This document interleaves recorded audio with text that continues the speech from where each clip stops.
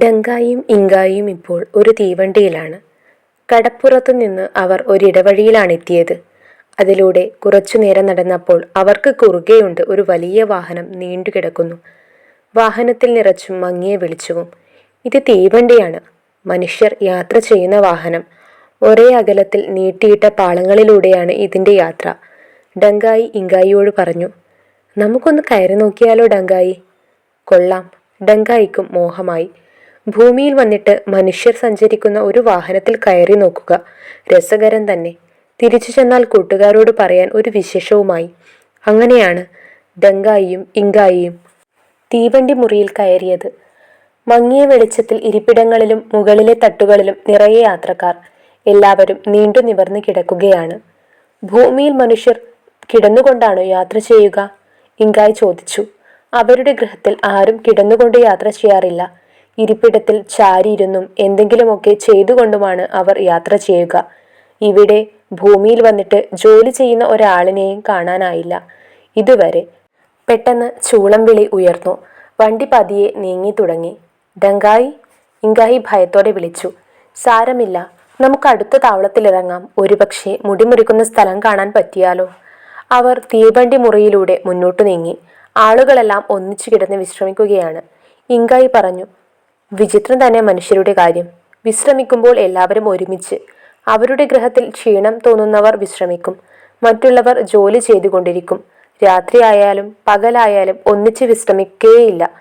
മുറിയുടെ മറ്റേ അറ്റത്തെത്തിയപ്പോൾ ഇരുന്ന് യാത്ര ചെയ്യുന്ന 3 യാത്രക്കാർ. വിശ്രമിക്കാതെ ഇരിക്കുന്ന ആളുകൾ, ഡങ്കായി മന്ത്രിച്ചു. അവർ ആ യാത്രക്കാരുടെ മുന്നിലെത്തി.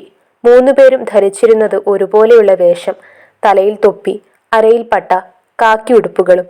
എന്തോ ഒരായുധമുണ്ട് കയ്യിൽ. അതും കുത്തിപ്പിടിച്ച് കണ്ണടച്ച് പരസ്പരം തോളിൽ ചാരിയാണിരിപ്പ്. വണ്ടിയുടെ താളത്തിനൊത്ത് തലയും ഉടലും ആടി ഉലയുന്നുണ്ട്. മുടിമുറിക്കുന്ന കാര്യം പറയ്, ഇങ്കായി മന്ത്രിച്ചു. ഡങ്കായി ആദ്യത്തെ യാത്രക്കാരനെ തോളിൽ തൊട്ടു. അയാൾ ചാടി എണീറ്റ് ഡങ്കായിയുടെ നേരെ തോക്കു ചൂണ്ടി. പിന്നെ കണ്ണുകൾ തുറിച്ച് നിലവിളിച്ചുകൊണ്ട് ഒരൊറ്റ വീഴ്ച. ആ നിമിഷത്തിൽ മറ്റു 2 പേരും ചാടി എണീറ്റു. അവർ തോക്കു ചൂണ്ടുക കൂടി ചെയ്തില്ല, മലർന്നു വീണു. ശബ്ദം കേട്ട് ഓടി വന്ന 2-3 യാത്രക്കാരും ഡങ്കായിയുടെയും ഇങ്കായിയുടെയും മുമ്പിൽ ബോധമറ്റ് വീഴുക തന്നെ ചെയ്തു. ഡങ്കായി, എന്തോ കുഴപ്പമുണ്ട്. ശരിയാ, ഇത് ആചാരമൊന്നുമല്ല തീർച്ച. അപ്പോൾ ഒരു പൊട്ടിച്ചിരി കേട്ടു, കൈകൊട്ടുന്ന ശബ്ദവും. ഏയ് മാണ്ടായി, ഒരു കുട്ടിയാണ്. മുകളിലെ തട്ടിലിരുന്ന് അവൻ അതിഥികളെ നോക്കി ചിരിക്കുകയാണ്. ഡങ്കായിയും ഇങ്കായിയും ഒറ്റച്ചാട്ടത്തിന് അവന്റെ അരികിലെത്തി. ഞാൻ മാണ്ടായി അല്ല, ഡങ്കായി പറഞ്ഞു. മാണ്ടായി അല്ലെങ്കിൽ പോലീസുകാരെ പേടിപ്പിച്ചതെന്തിനാ? കുട്ടി ചോദിച്ചു. എന്റെ അമ്മമ്മ പറഞ്ഞിട്ടുണ്ടല്ലോ, മാണ്ടായിക്ക് ഉണ്ട കണ്ണും വലിയ ചെവിയും വാലും ഉണ്ടാവുന്ന്. ചീത്ത കുട്ടികളെയും വികൃതി കാട്ടണവരെയും മാണ്ടായി പിടിച്ചുകൊണ്ടുവന്ന് കൈയും കാലും കൂട്ടിക്കെട്ടി കണ്ണിൽ മുളക് തേച്ച് തീക്കനലിലൂടെ ഉരുട്ടും. വികൃതികളെ പാഠം പഠിപ്പിക്കാനാ. ഈ പോലീസുകാരെ പാഠം പഠിപ്പിക്കാൻ മാണ്ടായിയെ വിളിച്ച് കാത്തിരിക്കുകയായിരുന്നു ഞാൻ. എന്താ ഈ പോലീസ് എന്നുവെച്ചാ? ഇങ്കായി ചോദിച്ചു. കള്ളന്മാരിൽ നിന്നും കൊള്ളക്കാരിൽ നിന്നും മനുഷ്യരെ രക്ഷിക്കുന്നവരാ, ഡങ്കായി പറഞ്ഞു. തീവണ്ടിയിൽ കള്ളൻ വരാതിരിക്കാനാവും ഇവർ ഇതിലിരിക്കുന്നത്.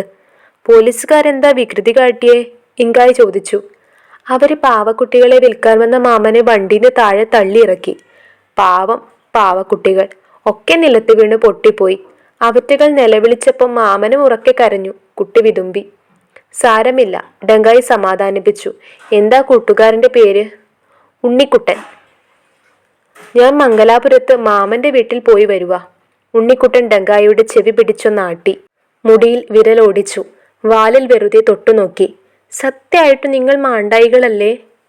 ഞാൻ ഡങ്കായി, ഇവൻ ഇങ്കായി. ഞങ്ങൾ ദൂരെ ഒരു ഗ്രഹത്തിൽ നിന്ന് വരുന്നു. ഞങ്ങൾക്ക് ഭംഗിയായി മുടിവെട്ടണം. മുടിവെട്ടുകാരെ തേടി ഇറങ്ങിയതാ ഞങ്ങൾ. നന്നായി. കോഴിക്കോട്ട് അങ്ങാടിയിൽ ഒത്തിരി മുടിവെട്ടുകാരുണ്ട്, ഉണ്ണിക്കുട്ടൻ പറഞ്ഞു. അതെവിടെയാ?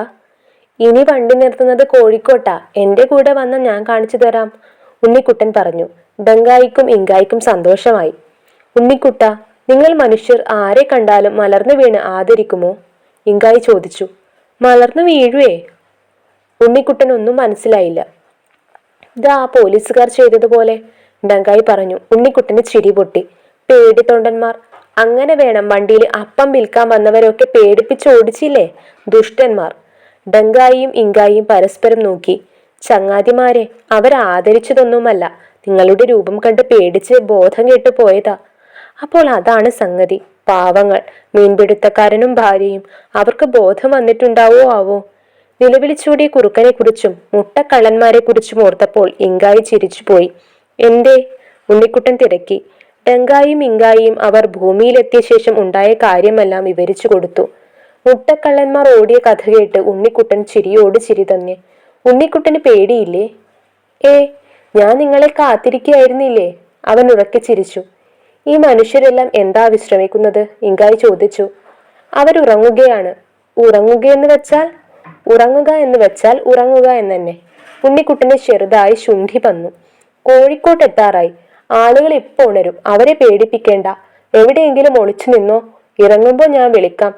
ഡങ്കായും ഇങ്കായും ആളൊഴിഞ്ഞൊരു തട്ടിൽ കയറി അനങ്ങാതെ കിടന്നു.